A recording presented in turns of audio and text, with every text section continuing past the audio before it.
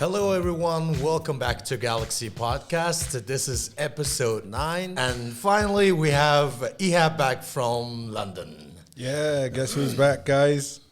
How you all doing? So, on this episode, we have a special guest all the way from France. He lived here from 2014, I think, right? Yep, 9 years. Yeah, 9 years. Yeah, and he's one of the people that we know as who's promoting Mongolia out to the world, who loves Mongolian tradition and culture. Please welcome Steve Morel. Thanks a lot. Thanks a lot. How for you having doing, me. mate? doing? Good I'm to pretty see you. great. Nice to see you after all this time, right? Yeah. So just a quick thing. Me and Steve know each other from 2014. So Since day one, almost. Yeah. Oh, really? And I haven't seen him in a long time. So today is the first time I'm actually seeing him for like maybe 6 years or Yeah, something. I think it's been a while. Yeah. Yeah. So please give us an intro about yourself. It's pretty cool. Well, my name is Steve Morel. I'm from France. I've been living in Mongolia for like 9 years now. I came first to learn the Morel. So I just came just for a year, for a month as a tourist. Then I kind of fell in love with the countryside and everything and extended my visa for 1 more month. And then I kind of stayed here, and now it's been 9 years. So first I came for the music, for the Morel, and gradually I fell in love with many aspects of the Mongol culture. And then now I'm like a Mongol researcher of the Mongol culture. So yeah. How did you hear about Morel at the first time? Well, first time I was working with a friend back in France in motion design. So I was working in video, and my friend, he was making all the music of the videos. Mm-hmm. And he came in the office one day with a CD, mm-hmm. and kind of as a joke, he said, "You're gonna listen to that and it's gonna change your life." Mm-hmm. And it's actually really changed my life. So back then there was a CD of Tuvan Music, mm-hmm. was the band Honhorto. Mm-hmm. And first time I listened to that, I was like, okay, what is that? That's super crazy. Like the throat singing, the igil, the melodies, the tsar, all the very interesting instruments. So I always have been interested in world music and music of film and score and stuff like that, but I never heard such music before, even though I kind of listened to Japanese music, Arab, and many type, but that was the first time I kind of met with this Central Asia music, so it was really a big shock for me. Mm-hmm. And then I started to dig, and now it's been a decade. Nice. I actually remember when you came, there was another guy who was doing the Morel Horn with you. I can't remember where he was from. A foreigner also. From Belgium, I think. Anton. Yeah. So we used to like say the crazy white guys with the Morel Horn. Yeah, that was great. So when did you pick up this Mongolian clothing also? Like, it's very interesting. It's the first time we're seeing on our podcast. Well, it puts you to shame, Baggy. Yeah, that's okay. That's okay. Yeah. You have the color right. Yeah, somehow I'm shameful. No, it's fine. Well, actually, it's been now I think like 4 or 5 years that I'm wearing only Mongol clothes. I kind of don't like have daily. Yeah, always. It's not just for the podcast. It's just like my normal clothes for every day. So I started to get really deep in the traditional music, traditional culture, and when I wear that, I feel closer to what I study. Mm-hmm. So it's actually influenced my body, my mind, my psychology and everything. So first, it was kind of as an experience to wear those clothes, and of course during the concert, and as a show of respect. Mm-hmm. But then gradually was like, it just like I would say you felt comfortable in yeah, just like I feel great wearing that, and now when I wear like European clothes, I almost feel like I'm going naked in the street, or I'm in pyjama or something. It's super like weird. a different person kind of Yeah, thing. it's super weird now. So yeah, now it's part of me. It's actually very interesting you say that, because I've got, for example, I've got traditional clothes that whenever I visit my family and I start wearing the traditional clothes, my mentality kind of changes, and I become more like speaking Arabic and speaking traditionally and all that sort of stuff, which is kind of interesting when you say it kind of influence like how you are and all that. Yeah, it's. I would say that it influences even the way you move, the way you may see it, and it's really, there is something in those traditional clothes. It's not just the clothes in itself. It's carrying something that is coming from many centuries, many millennial maybe. The So culture when we behind it. wear that, we actually wearing the culture. Yeah. So of course it's like kind of like influence us. Yeah, you also do I can't even say it. What? Calligraphy. Choreography? Calligraphy?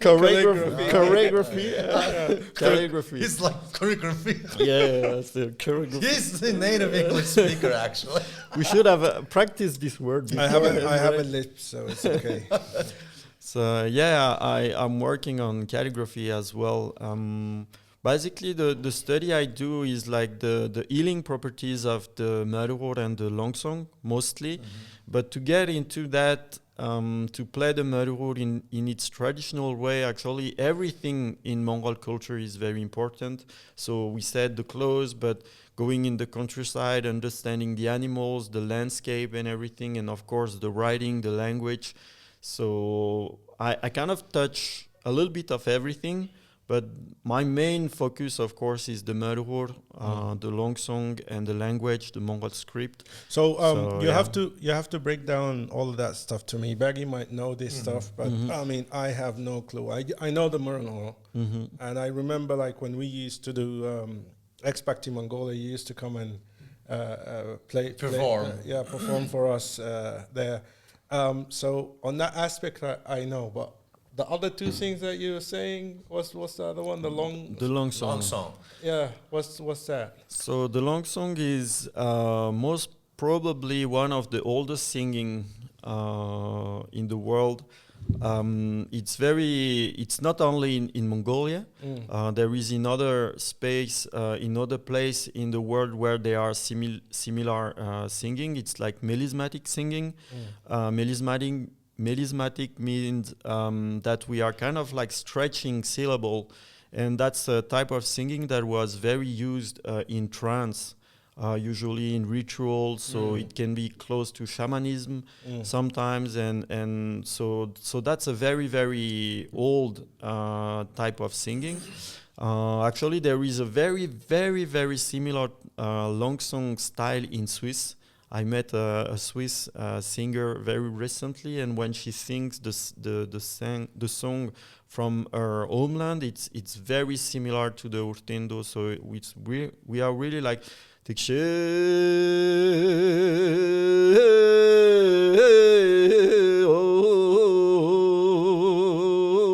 this kind of things. Wow. So it's like and when she sings this kind of singing in Swiss, it's super close to what we have in Mongolia.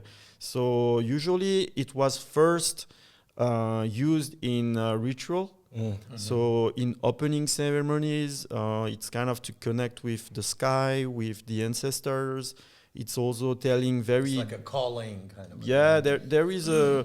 It's kind of like opening a portal. Like if I make it a little bit like fantasy style, it's a little bit like opening a portal with the sky, with the spirits, connecting with ancestor. There is of course lyrics, so it's teaching a lot of very important things about life and relation. But I mean, it's quite interesting. Similar to kind of like also the Native American, and you know, like they say like Native American have a link with Siberia and Mongolia and so on. The basically you're talking about the rituals of shamanism and Yeah, everything. yeah. These are like those voodoos and Native Indians. But Here's are similar things. Yeah, basically. it's Just very close. the ways of connecting, I think, are different. but it's even the same that thing. just little thing that you did, like I don't know whether the frequency or whatever, you kind of like feel it across your body, especially listening to it. I'm learning correctly. And also, like before, when you start wearing this Mongolian cultural clothes, right, like traditional tails and everything, how does Mongolians take it? Like when you're walking around in the street with the European face and the Mongolian traditional clothes, what do you see from like locals' eyes? Well, I will show you. It's basically something like it's literally that. A lot of times I walk and I feel really like I'm coming from another planet. Especially the ancient generation, the older generation, they are like really like the soul is getting out or something. Like, it's like total shock. The younger generation, they take it more like a wow, cool, and because they're also the younger generation, they start to use the Dell a little bit more, and they see it less like a grandpa or grandma's clothes and more like an identity as Mongol. So they kind of see it a little bit differently. But yeah, older generation usually they look at me like I'm coming from Saturn or something. Like with the rabbit with the horn. Yeah, it's like the question is, what do they do when you speak to them in Mongolian? That's that is yeah. because ladies and gentlemen, Steve can fluently speak Mongolian. Yes. Wait. Let me say this. Another person who came after me to Mongolia and speaks fluently, and I still can't speak. I admit it. My hands are up. You said you started to learn the alphabet yesterday. Yeah, yesterday. Coming to here, so at least I need to know the alphabet. Start. Yeah, no. Well, for sure. When I start speaking in Mongol, they are like, whoa. Usually they're now a little bit less, but first when I came, I was really the foreigner. I don't want to say the word racism or something like that, but I felt there were some kind of like resistance, maybe a resistance or a gap or something, But now that I wear the clothes, but the clothes is not that important. It's more like I know the gesture, where to see it, how to greet, and I can speak the language a little bit. So usually when I start to speak, this wall or this gap is like dissolve. Yeah, it dissolves like very fast. And if I play Morel, okay, there is no wall anymore. Yeah. So there can be a little bit of cold in the first moment when I meet someone, but it's really disappearing very fast when they see that I really love and respect the culture. So yeah. So you basically learn to break the ice with the locals. You figured out, you learned to communicate with Mongolian mentality then. Well, I would say that I think it's the same in every place. In France, when we have people that come in France and they don't learn the French language, they don't really learn the French culture and everything, it's not that we don't like them, but it's a little bit like, why are they coming here if they don't learn our language? Yeah, and, there is a little bit France. of there is a little bit of animosity, I would say. So it's not that I learned to communicate with Mongols. It's more like I learned the culture, I learned the language, and the effect of that is that now I can connect with Mongols much more easily, because I'm a little bit part of this. So there is that word in Mongol, s1e9 yosin. It's like if I drink the water of that place, I need to follow the custom of this place. Yes. So that's kind of the motto. The idea. So yeah. Yeah, I guess Mongolians are more welcoming than French. When you do speak in English there to ask questions, nobody ever gives you direction in English. Actually, I don't really know because I heard that some friends are Mongol. They went to France and they feel like actually more warmth from the French than from the Mongols. So I'm like, what? Not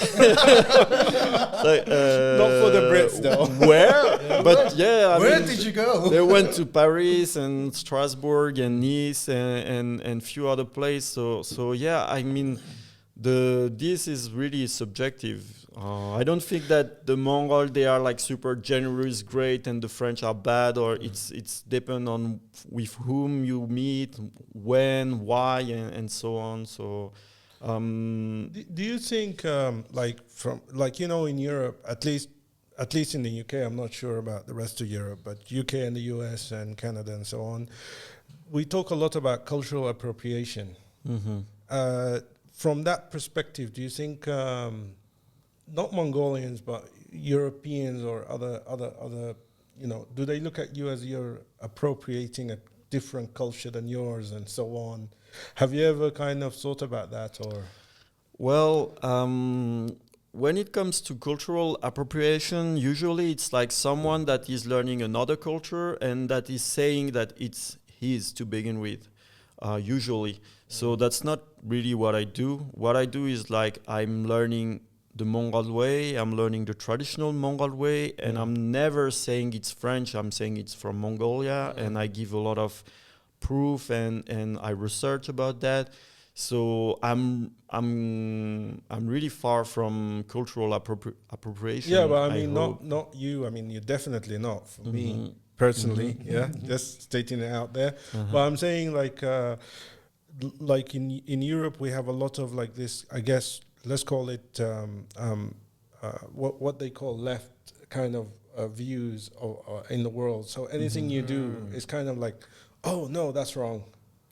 And what I'm asking is like I don't know when is the last time you've been back home to France or to was in Europe 15, so it's 8 years ago. Okay, so yeah, Yeah, that's yeah. So you might have not. No, I mean, realized. I have a website on which I have like around 500 or so members. They are mostly foreigner.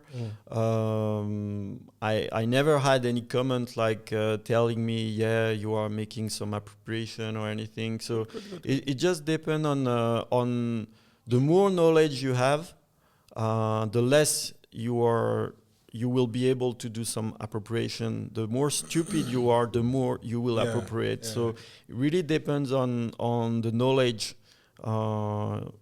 one person will have on one subject. So And before we dig deep, our viewers might be wondering why is he talking about Mongolian tradition and everything so much. We would like to start the question to introduce you as like I want you to tell the viewers that what you graduated as a major. Okay. When I came in Mongolia, I first graduated a bachelor in Mongol literature. So I spent 5 years doing this bachelor. Then I continued with a master degree, which I presented and it was successful. The subject was already the healing properties of the Mongol music, the Morel and the long song. And now I'm in PhD for like 2 years. So I continue with that topic, but I dig a little bit more like in depth in the subject. So the master degree, the idea of the master degree was to kind of prove that there is something that needs to be researched and clarified, which I did. And now the PhD, it's to really prove like scientifically with various methods that there is indeed something behind the song, and depending on the context in which it sang, the effect is like a kind of absolute or something like that. So now I'm working on that. Oh, wow. So there you go. Yeah. That is why we're talking with Steve about a lot of Mongolian Yeah. culture. And I know a little bit. No, he knows what he's talking about. Yeah. But what you just said there, there's something very interesting I didn't know. I thought you were doing the masters in terms of like modern horror music and the healing process. I didn't know that you did literature for a couple of years. I mean, I know you learn Mongolian language fluently in the sense that like writing, reading, everything. But wow, 5 years. Can you tell us about that? Like what type of literature? How did you go into the history? You know, all of these sort of things? That was super tricky because when I came in Mongolia, of course, I did not know the language. So I studied literature in Mongol without really knowing the language. So that was pretty hardcore for the first 3 years. I was literally walking with a dictionary all the time. So I was very lucky because my teacher back then, they were very very kind, very, I would say, caring of what I was doing. They felt very early that I had a love for the culture, so they really supported me in that aspect. So I was not really exactly following the normal lesson. It was a little bit like I was a little bit freestyle. So actually, I was translating poetry and long songs. So that's kind of how I learned the language. I was translating the long songs, so word by word using the dictionary, and then I was trying to talk and ask Use those explanation words, from the teacher. So of course they were lesson about the culture, lesson about the tradition, lesson about the history and everything. But I really fell in love with the poetry and with the long songs. So that was really what I focused on for a while. So yeah. Wow. But like in terms of the healing and frequencies and all of these things, I don't know much about like healing with music, but I do like I've watched like a couple of videos and podcasts about frequencies and how frequencies can heal and so on. So in terms of Mongolian music, what's going on there? Well, in terms of music healing, music research related to psychology healing, body healing, there is around like 5,000 to 6,000 paper. But it seems, as far I did not read the 6,000, right? But as far as I could find, there is nothing related to the Urtindo or the Merur. It's just starting now. And so now the idea is to first understand in what context this music can have these properties, because singing on a stage in an opera manner or in a modern manner with like modern arrangement, it's one thing, but singing with all the context, almost like shamanic, I'm using the bad word, but kind of like shamanic or in ritual aspect, then the effect is totally different. So first, the first step is to understand the context, the spectrum in which the music is actually working that way. Then it's to sing it, to maybe record and everything, and then work with some psychiatrist, some hospital, and test that for years. There are already a lot of research on that aspect with Mozart, Beethoven, jazz music, and so on. Yeah. So the idea is to do the same, but using the Mongol music. So sometimes maybe the Merur and the singing, sometimes just the singing, sometimes just the Merur, and then after a few years see the result. But I'm in the master degree. I already have around like 30 to 40 testimonies of people from all background, all foreigners, young, old, middle-aged, rich, poor. Some are very close to being researchers. Some are just simple person, and they all felt very similar things. So now it's to hone all that knowledge and prove it properly. Yeah, I mean, you know, just to say, like I said, the note that you just said there, I felt it. And if you're going to be feeling something like that, there must be something into it. Mm-hmm.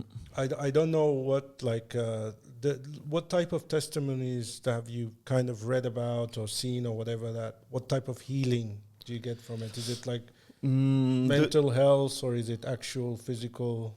Well, mostly it's mental, but when the psychology is kind of like going well, the body is also going well usually.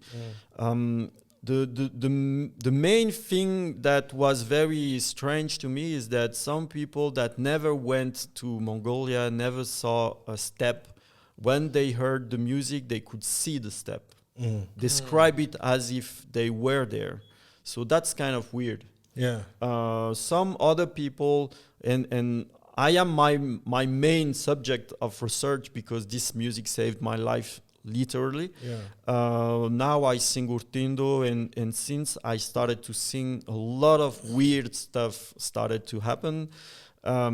So other people, very similar stories, they start to listen to the music, and then it start to unlock stuff in them, unlock things in their life, and they can really point that before it was kind of complicated existence, then they hear the music, and then boom, there is things that started. Do you mind giving us a small example? I mean, sorry, like I'm very interested in this. Yeah, sure.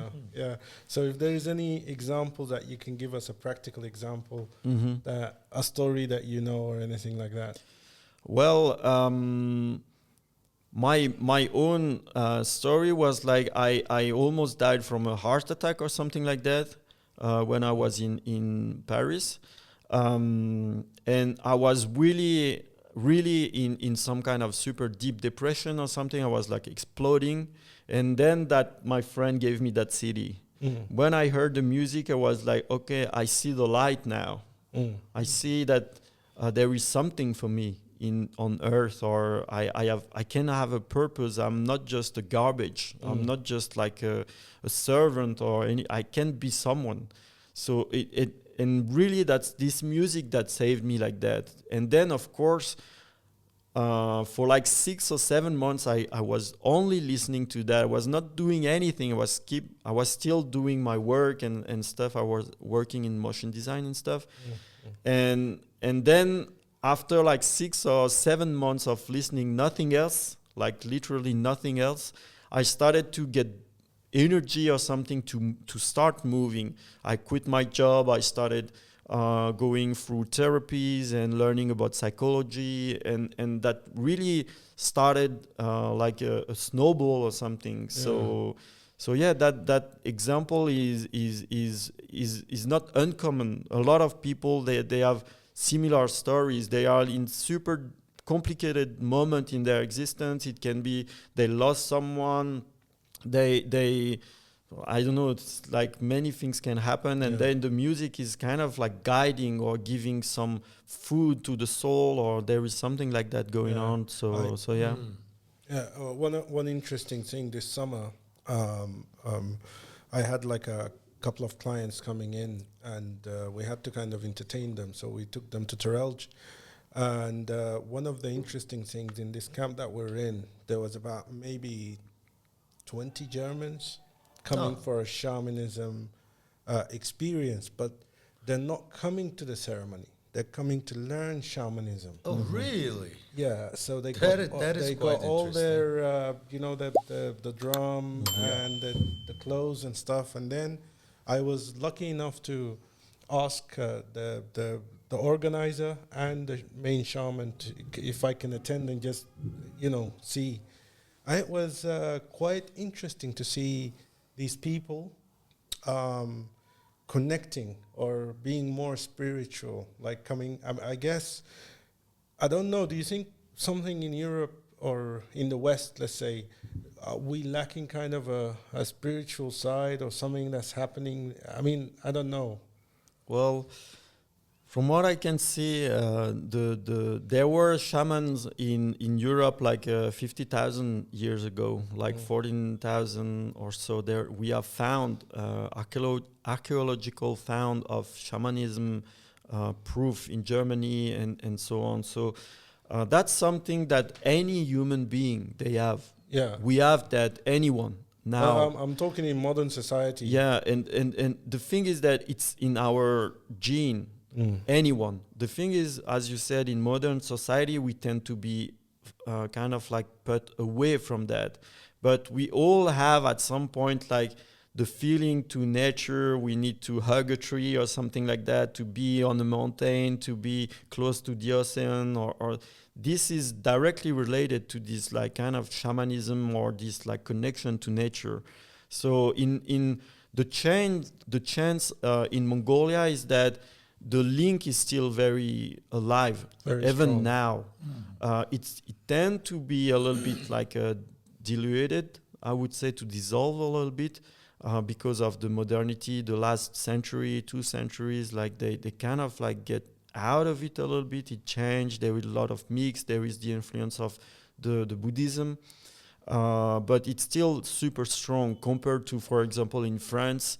The shaman in France is like very, very rare. It's not like in Mongolia. In Mongolia, there are almost shaman in every family. It's like normal. But in France, it's like, whoa, what is shaman? Are you crazy? Or something like that. So yeah, that's why this ancestral music, for me, that was the Mongol music, but it can work with any ancestral music. It connects directly with the nature, and anyone will feel this link, I think. So yeah. And that is actually a great story, you know. Yeah. Big Baggy is like, an experience. whoa. Yeah. As even a local, right? I'm even like, you know, wondering like if he's a shaman by himself. Like a bit of a wonder just popped Well, in. wisdom comes out when you become an expert on the subject. You yeah. know what I mean? So Steve, we look at you with a different eye now. Yeah, you know? different eye now. Like we have open eye now. I have an interesting question. I wanted to know like where, like you came to Mongolia for like 6 months to learn or 4 months to learn and horse head fiddle. When did you make the decision of like, okay, that's it, I'm gonna go for it, like forget about going back home, I'm gonna study, I'm gonna, you know, when did that kind of decision, and how did it happen? And how old were you? I will try not to cry. No, I remember that moment like it was yesterday. I was in Hoft on the way to Chanman. I was in Mongolia, I think, for 10 days or something. So I arrived in Hoft. So we slept there because there were the Homi festival. And then we went to Chanman, which is the kind of the capital of Homi in Mongolia. And on the way we were on this microbus, you know. Everyone were singing. I could not understand anything, like what are they singing and everything. And I remember on the way, I started to feel weird. Like the emotion was starting to move somehow. I don't know why or anything. And then I see from the window, I was on the right of the bus, and I see far away like some kind of like pyramid rock, or kind of like a pyramid kind of shaped rock. Yeah. And I see that rock, and I was starting to feel the tears coming, and I was starting to be moved and something. I was like, okay, what's going on? Because I just arrived in Mongolia. I was not in this like healing properties, shaman and everything. I was not that deep into that. And then we just passed this rock, and the bus stopped there. And on the right, just behind the rock, there was a lake. And then when I got out of the bus, I fell. I was like I came home or something. Was like I was like really, really moved. And I cried there. And that's the moment I was like, okay, I don't know how, I don't know why, I don't know how much, I don't know anything, but I'm gonna be here. So that was the moment where I was like, there was the decision which I did not made. It was something else. I was like, now you back, you need to continue what you started. and I felt that, and now it's been 9 years. So yeah. So it was a feeling that you finally found your place, kind of a feeling. Yeah, Like it's you came back home, kind of a feeling. yeah, not kind of. So how So, did yeah, it's so like- you made your decision from there, and then how did your family take it? Are you crazy? How So, old were you back I then? was like 26, 7, something like that. And yeah, my parents, especially my mother, that was the first time I saw my dad cry. I think he never cried before. It was the first time when I said, "Yeah, I'm gonna leave. I'm gonna live I'm gonna live in Mongolia from now on." So my dad cried. My mom, she was like devastated, something. But yeah, even they when I started to learn the murder, the homie, and singing a little bit, my mom told me, "You're not my son anymore." So Oh, that's wow. yeah, you're not my son anymore. I don't recognize you. You've She said changed. that. wow. So that was very very hardcore Yeah. to hear. Now it's better. They understand what I do, Yeah. and they kind of accept. It's been 1 or 2 years. They are like kind of accepting, but the first few years it was like, "You're crazy. Why are you living in a place where there are nothing? There is no water, no electricity. If there are no electricity, how do I do the WhatsApp with you right now?" So yeah, it was like. There were also, when I was in France, I had a pretty good situation in motion design and everything, and I kind of throw everything. Left away all of that. Came here. Now I'm like poor. So I mean, just, So what do you do now for full time? yeah, full time I'm like kind of freestyle artist and researcher. So I do calligraphy. calligraphy. I do calligraphy. I do some leather work. I sculpt stamp in stones. I work with antlers. Wait, go back one step. So you do leather work, and that means like what do you do- Leather work. what type of things do you do in I do a little bags, a belt, and this kind of like Necklace. stuff, necklace and stuff. So and so, what's the other thing? So then I Stone. sculpt like stone for calligraphy. We need stamps on the calligraphy, so okay. I sculpt stones or wood and stuff to make stamps for the wow. calligraphy.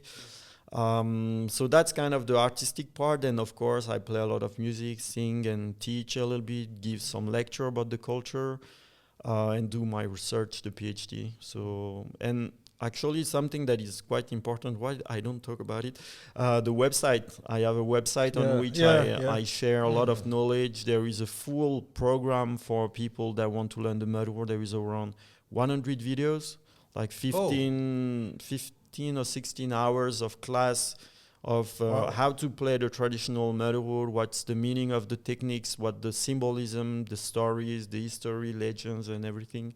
So there is a big course for the metaphor. There is translation of the long songs, explanation. I'm working on a language lesson to help people learn the language. People like me. Yeah. You should take the class. So Even yeah. learn Morohor too. Yeah, that might help actually. Yeah. So yeah, that's kind of what I do. Just to say, like I know, like Steve, we worked together in a couple of projects back in the days, to do with his previous experience for motion graphic, and No, he's amazing. I'm thinking of like work with me. Yeah. Some of his work is still on our Procraft website. I mean YouTube page. Yeah. Oh, that's cool. Yeah. So we're taking donation on this podcast for Steve. Yeah, actually. No. I mean, that would be great. We're gonna put a link on the YouTube. Yeah. And of course, that's gonna go to his website. And where you can get this one is a different kind of the reason that I'm saying a donation is like previously I heard from Steve that he wants to release an album. Yeah. Of Mongolian traditional music like Morohor and as an ensemble, if possible, of course, right? And he would like to put out a digital version of this album out there to promote the world and also to educate about the music and what he felt. Basically, because our locals playing Manohar and everything could be a different experience, and then we expect a different experience from a foreigner who adapted to Mongolian culture, and then the way of he's playing a Manohar and everything should be different. Yeah, The yeah. feeling and everything, enthusiasm, everything should be different, and then we would love to see that, and then we'll put out a link on the podcast, and then if you guys would like to help out Steve to put out his album out there. Yeah, do you have a Please do. GoFundMe, yeah? Yeah, actually about that, if I can promote a little bit. Yes, course. please, go ahead. Basically, the on the website, the people who donate, the money is mostly used to spread the translation of the long song. So basically, the translation it's not just about the music or just about the lyrics and everything. It's really like in these songs, all the Mongol culture is really like impregnated.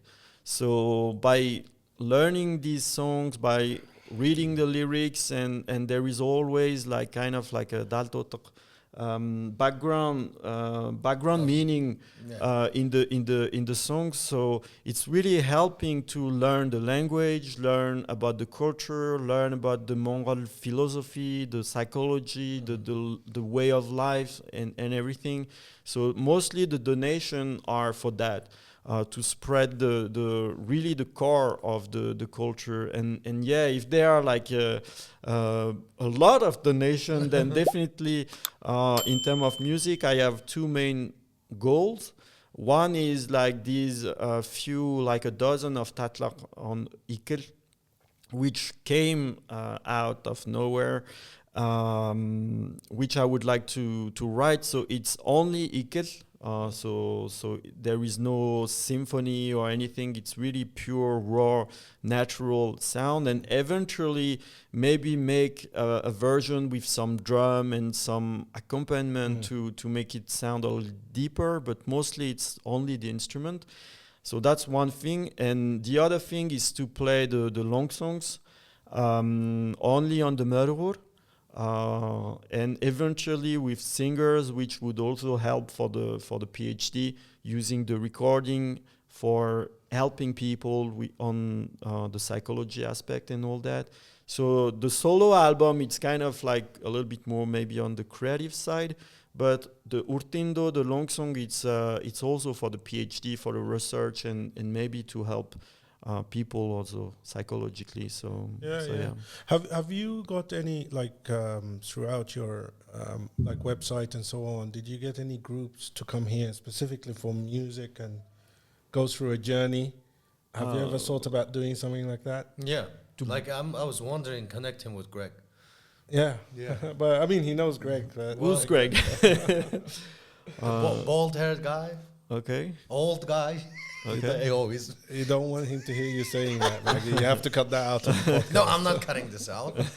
I want you to hear it.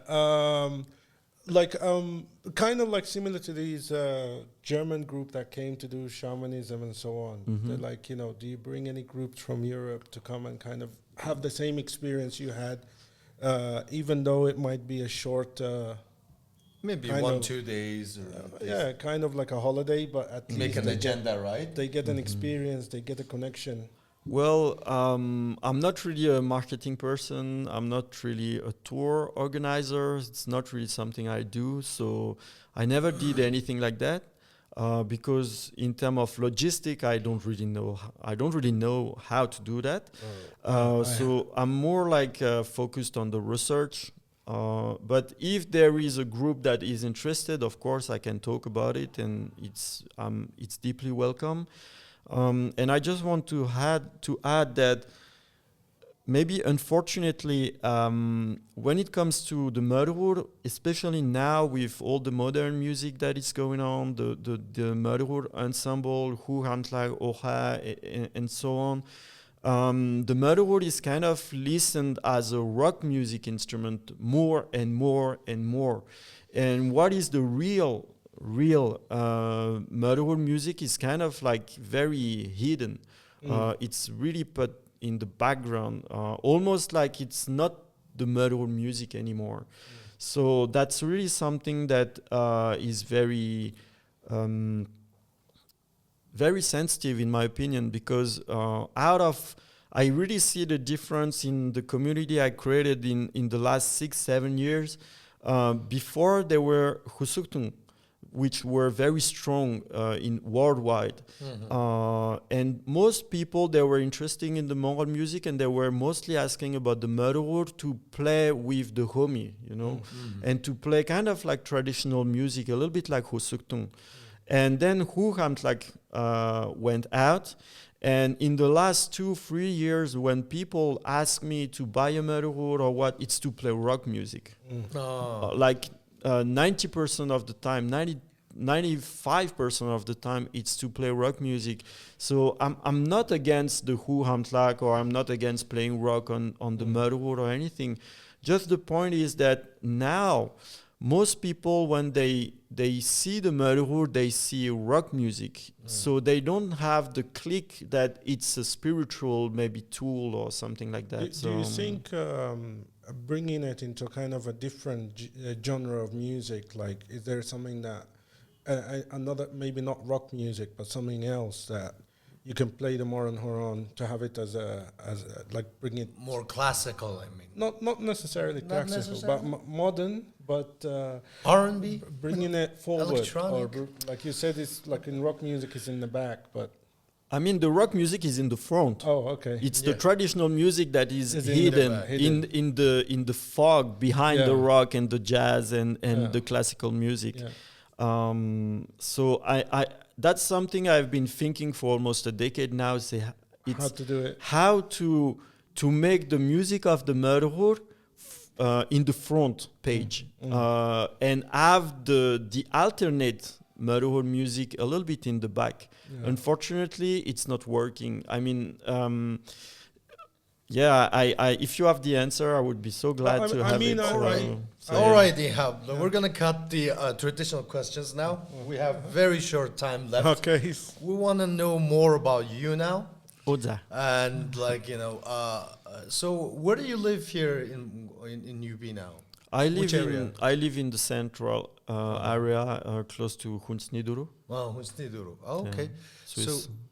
So how do you like it there? We would like to, on the previous podcast, we've never ever like, you know, talked about the district, like areas of UB actually. Like, because we wanted people to know how is it living in UB, how is it living in countryside. We talked about the countryside a lot. Mostly everybody talks about the countryside a lot. So and now I have a question of like, you know, living in that in city area. How is it like? What do you lag of? What do you like, you know, think as like it's enough here? Well, City life, Mongolian city life. yeah. What is it? Like? Well, first, UB is one thing. The other cities are something else. So yeah, UB has a good point. Some point are not that good. Definitely the traffic is awful. Now the smoke, it's been like 10 years I'm here. Every year it's the same. There is no improvement. Not sure exactly why there is always that much smoke, because people are kind of getting out of the yurt, living in building now. There is so many building everywhere. So where is all this smoke coming from? That's a little bit weird. So yeah, that's kind of like the bad thing. It's the traffic.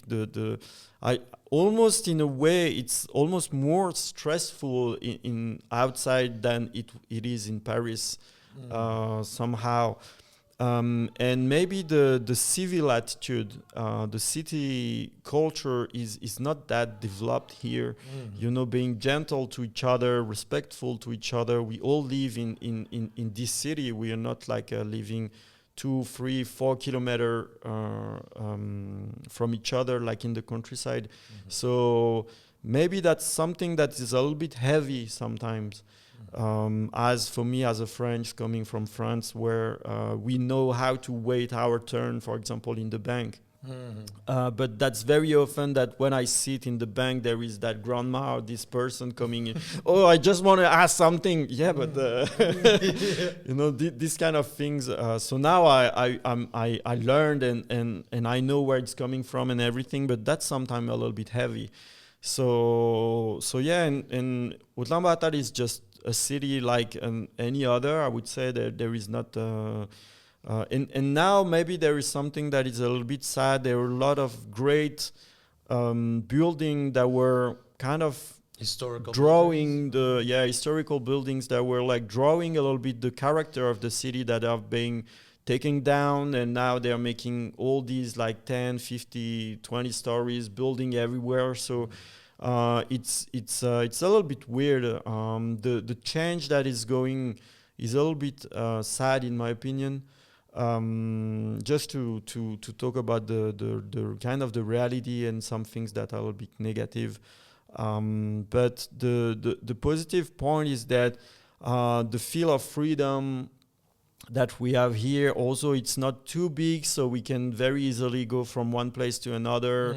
The taxi is the best thing in UB, like seriously, like hey, then we can take the cab very easily from anywhere. Then we can also have like super fun conversation. That's super cool. And now also the consciousness about the ecology. Also, I've kind of been vegetarian, so now there is much more option about that.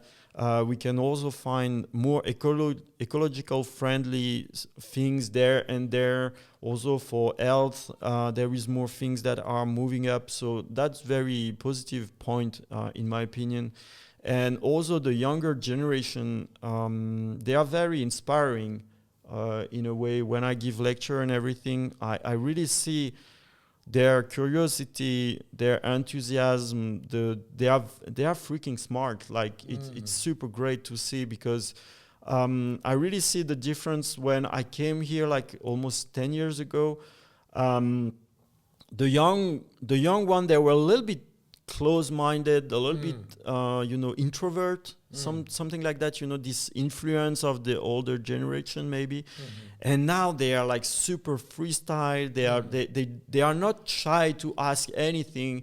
And in the lecture I give, they really have interesting question. It's not the stereotypical. It's like calligraphy questions. We all have our flow. You guys have some words so yeah, to figure out. It's like it's very encouraging. Also, I can see like in the political decision they want to do, it's very oriented to ecology, environment, like the well-being, education, and everything. So even though they are very young, they're very aware of the issues. They want to fix them and everything. So that's something that is super positive in my opinion. So basically, if you see UB in another decade, yeah, probably these younger generations, the generations Z you're talking about, I think. So these guys could make a huge change. What do you think? Oh yeah, definitely. I mean, if they have they have the strength psychologically, and they really have like this enthusiasm for sure. Now is that, can they get the power to put this enthusiasm in real in action, in reality? That's another issue. Because I guess the older generation, they want to keep their power, keep right? Being attached. So I mean, that's probably an issue that is a little bit everywhere. But in Mongolia, as we are a little bit in between generation, there is a lot of things that are moving and everything. It's maybe a little bit more sensitive. But yeah, I dream of the UB and mostly of the Mongolia that those young people they dream of, like a green one, ecological one, very healthy, a lot of education and everything. I mean, it's possible. So we will see next year with the next election. Right? So yeah. He's like more worried about our Mongolian election. He already became Mongolian. I mean, environmental people are always like that. Oh, That's important, but not just for the environment. You know, it's for the culture too. It's like and I'm not just talking about me as a researcher, like the money that can be put in culture to have more theater, to have more museum. It's not just about traditional music, it's really about the culture in general. Actually, just a note, when I was in London, I went to see the Mongol Han. The theatrical play, right? Yeah, the show was sold out completely, the entire time it was there. And I went, I think, on day 2, and it was amazing. I mean, like I wasn't expecting it to be this full. I wasn't expecting like the British audience to. And he was so lucky he saw it in English. Yeah. No, it wasn't. In English was here. In So the UK, the play was in Mongolian there, and it was subtitled. It was great.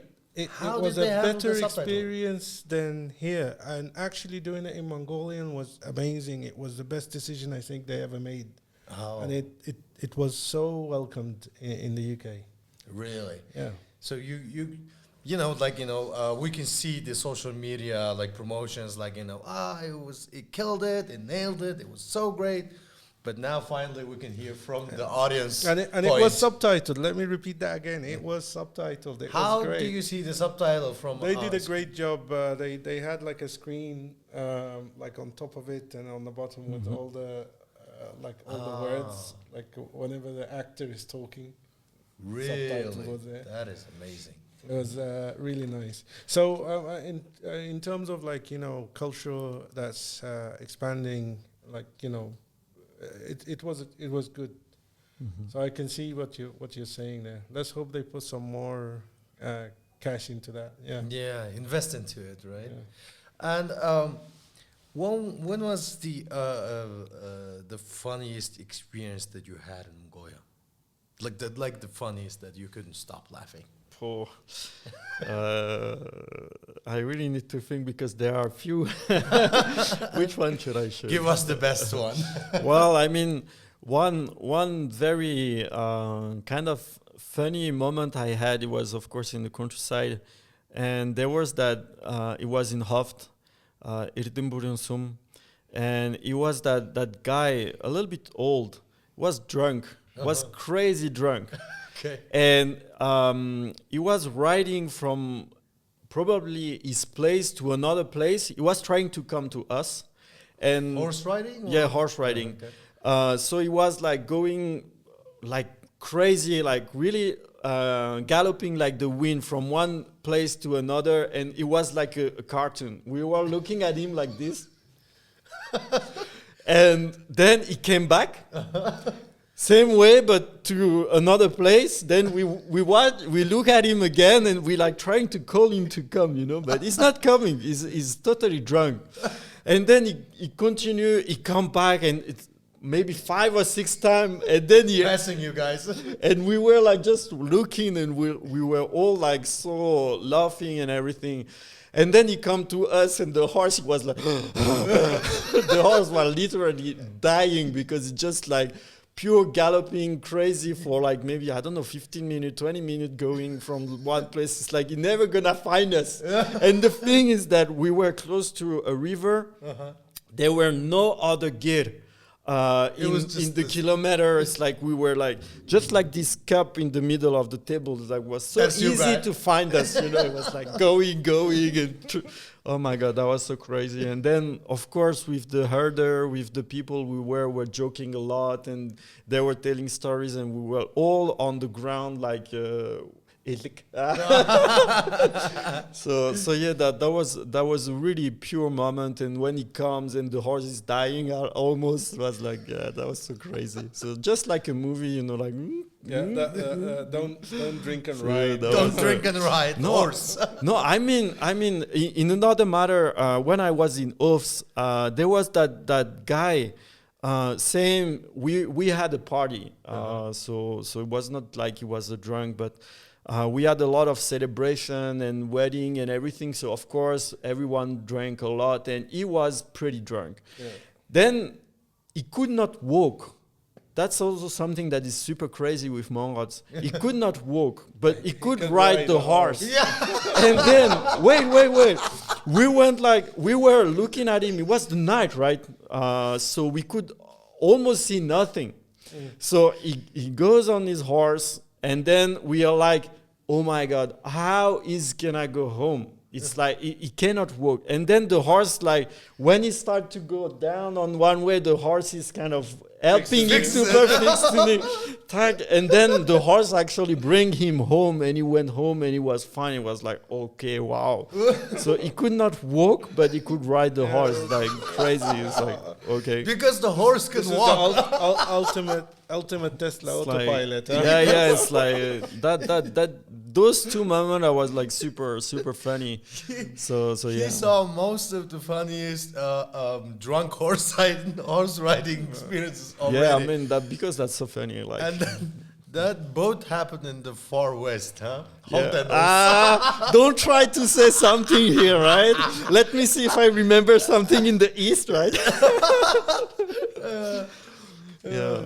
That was great. But the thing is that it's the context, because when we are with the friends and we see the guy that cannot ride, of course we make joke, we make fun of Yeah. him.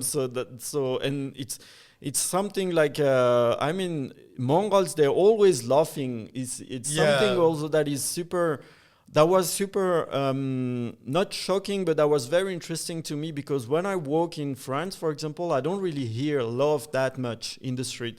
But in Mongolia, it's always there. There are always kids or people or always laughing. It's awesome. Like always making joke and teasing each other and being half serious. So the overall mood of the country is like super joyful. So yeah, it's like the sense of humor and it's like never serious kind of. So a lot of love. Yeah. That's great. I just, out of your conversation, a really funny thing just popped into my head. Was also a drunk guy. He was a drunk guy, and he's sitting next to us. Uh-huh. I was wondering what if Ehab was drunk on a horseback. That would be really funny. Just to say it out there, I would have problem getting on the horse. I'll just say it out loud. Yeah. Like what was I wanted to ask you, like what was a cultural difference or some kind of like something that you went, oh, that's really hard to get used to, because you're used to Mongolian culture now, but there's many, let's say It should be times. like many times probably there's something, it might be negative, like you said, oh my God, how do people do that? Why do they do that? Or, oh my God, I can never, and now it's just a normal thing. Yeah, of course. Well, it's kind of like what I said before, being at the bank or being at some place, and then there is that other person that cut and goes in Just front. It's interrupt. like the first moment, the first few times I was like, what the? Yeah, what's going on? It's like, what's going on? Why is not he or she's not waiting? Like, because I mean, in France, it's super rare. I mean, in the UK too is very it's rare. You have to queue up. yeah, you queue up and you just wait. Like, Wait your turn. but here it's no, there is nothing like that. It's but it tend to change a little bit. I see the difference in 10 years. Like before, when I don't see it as much because I'm used to it. I don't know, but No, I think things changed a lot. In the yeah, last 10 years. In 10 years, a lot. Before, like in 10 years ago, it was like totally normal. Like anytime I queue somewhere, there will be always a grandma that comes before me, always. But now it's more rare. I used to get pushed. I used to get pushed in the back, like when I'm walking at, let's say, the black market, and somebody will come and like push you from the back, and he's like, why is this person pushing me? Like, do they want me to hurry up? Like, Yeah. what's going on? And then you look. Yeah, they and want it's you it's a normal nudge. A And I'm poke. like, you don't know why, but that's okay. Oh, that was good. Yeah, I need to learn how to ride a horse. But Yeah. But that's one of the interesting things. I'll tell you this story. So when I first arrived in UB, and actually anywhere in Mongolia, my first couple of days in winter, I'm walking and I was smelling mutton. The mutton smell was very strong. Everywhere. And then, 3 months go by and I'm not smelling it anymore. And I came back to UB and I'm walking, and there was some new volunteers at the time came. And I'm walking and everything smells nice and okay. And then the new volunteers are like, why does it smell of like mutton here? And I realized I got used to the smell. I don't smell it anymore. Yeah, that's like, I heard about that a lot, because I heard that like when Mongolians travel to foreign countries, like especially like the States or Japan or Korea, like we smell mutton a lot. Especially that like a countryside mutton, like, like a sheep smell. And then like they smell a lot, I heard. And I out of experience, like that, like getting used to it in 3 months is like it happened to me in India too. Yeah, Because like, there's no sewage pipes, in India. So oh, really? Yeah, there's no sewage pipes. It's just a river of poop flowing in the city. And then not all of India, just not all of India, little tiny specific area he used to live in. Yeah, he lives near. I lived in Bangalore too. There's lot. Not all of Bangalore, just that little tiny area. No, it's everywhere. It's everywhere. Trust me.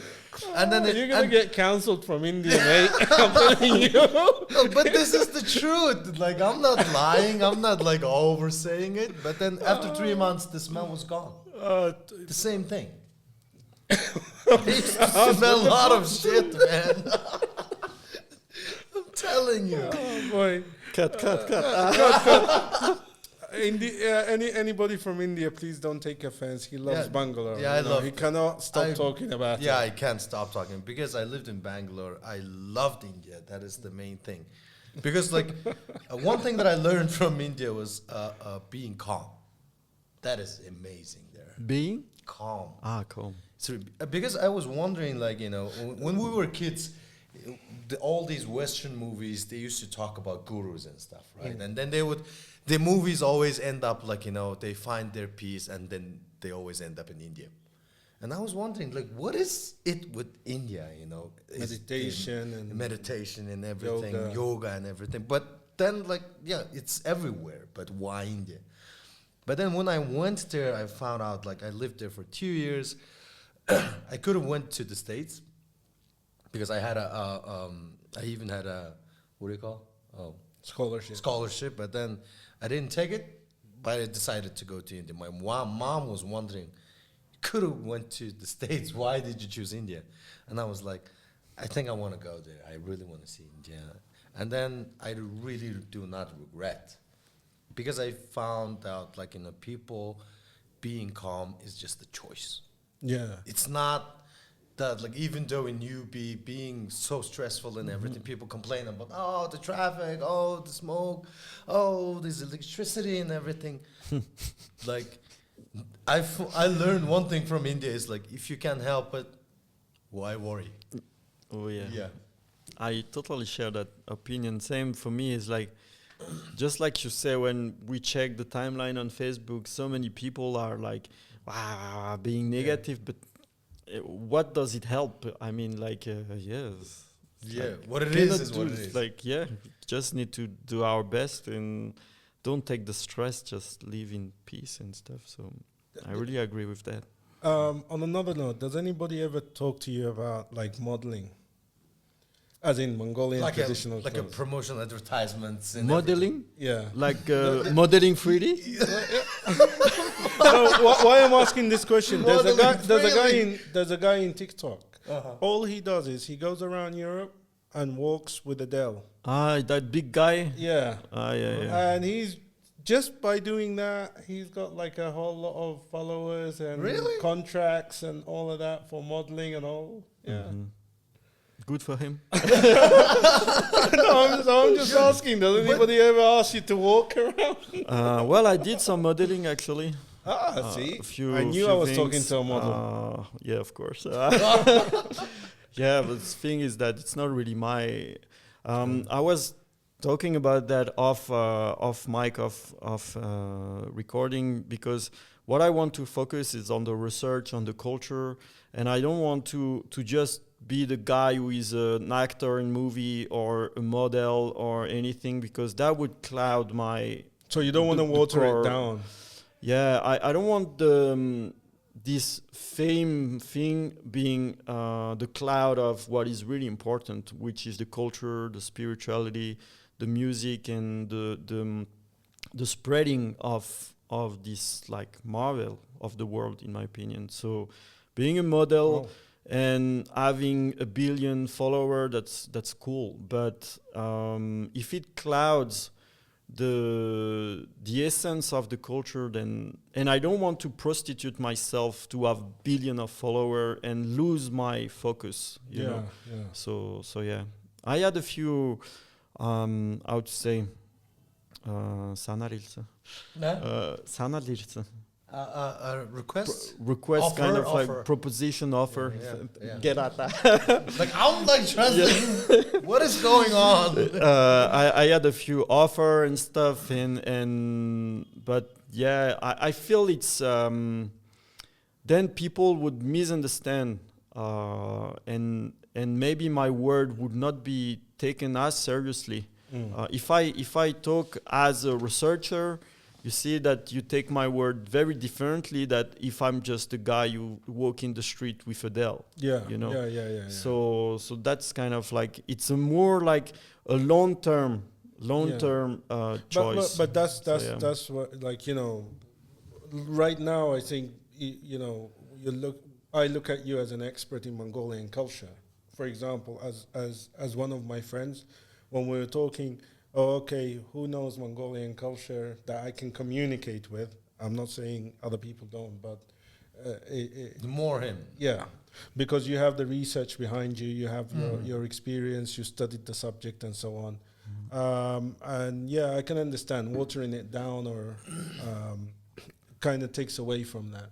Yeah, but I don't know that I just saw this guy that mean, was we working. I don't- don't know if he's a scientist or anything. I don't know the guy. So. We don't know. He might be one of, Yeah. you know, he might be more expert than you. More Yeah, of an expert maybe, than you, actually. Yeah, I don't know. Yeah. All right. But the thing is that we don't know because we just think he's a guy who walk in the street with Dale. So Yeah. Well, anyway, walking guy is in the street with Dale. yeah, I mean that's how we look. But that's how, so- that's more or less that's how he is, because that's all his content. He never talks. So Yeah. not to talk bad about anybody. So Yeah, of take it course. anyway. All right, so our podcast has come to an end, and before we end our podcast, we leave the last moment to our guests. If there's anything that you would like to share to our viewers, and a quote per se that you would like to share that you follow in your life, and that this is your time to share. Zaya Hichul. Oh, Dude. I was thinking a lot there. I wanted to be lyrics cut. No, but you can No, say I it, have- you can say it but translate it. Zaya after. Hichul. It's in kitchen. No. It's like it's in kitchen. Zaya Hichemö. It's like actually the first the first quote I actually learned when I started to dig into the Mongol culture, and it's kind of like if you try, all the universe will help and support what you're trying to accomplish. So that's something that I really think about all the time. This one, and as we said before, Osindoval. Jøsindaren. This is also like something that is very important, I think, not just for Mongolia, but just in general. If we are in a place, we should respect this place, the culture of this place, the people of this place. So it works in every way. It's not just foreigner coming in Mongolia, but if Mongols, they are going to foreign countries or any person going anywhere, we kind of need to respect the place, the people, the culture. If you drink the water, learn the culture. Yeah, it's really nice saying. Follow the customs. Follow the customs. Yeah. And I think it's important because the world is so rich of many things, of many culture, many language, many custom, many magical things. And if we don't do that, then everything just gonna be a big American soup, and we will lose really too much. So yeah, those two sayings are very important to me, definitely. Thank you. Thank you very much, man. Thank you very much for being on our podcast, accepting our invitation. Thanks for having me. It was a great talk, a lot of laugh. we would like.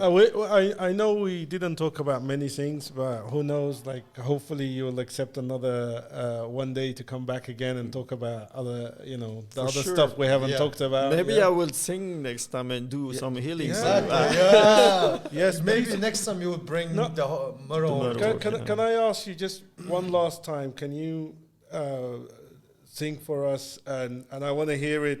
We lost short one. No, short one. Just the long song, you mean? Long song, but just like a short verse or whatever. Now I don't shy. know the technical stuff. I just want to, you can put the camera on me. I want to really hear the vibration, so don't worry. Yeah, no.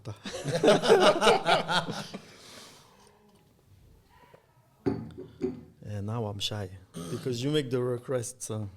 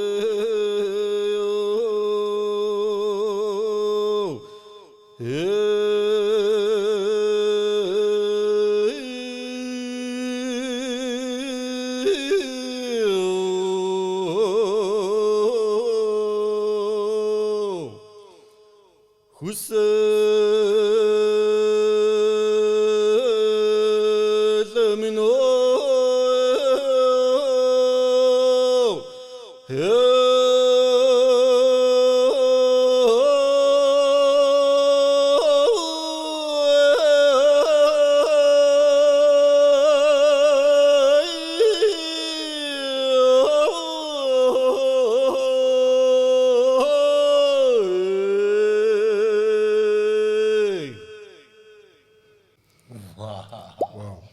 Thank you, man. Thank you. Just a little piece. Thank you. I appreciate it. Did you just feel that after the singing, that silent, that turned something it was taken away?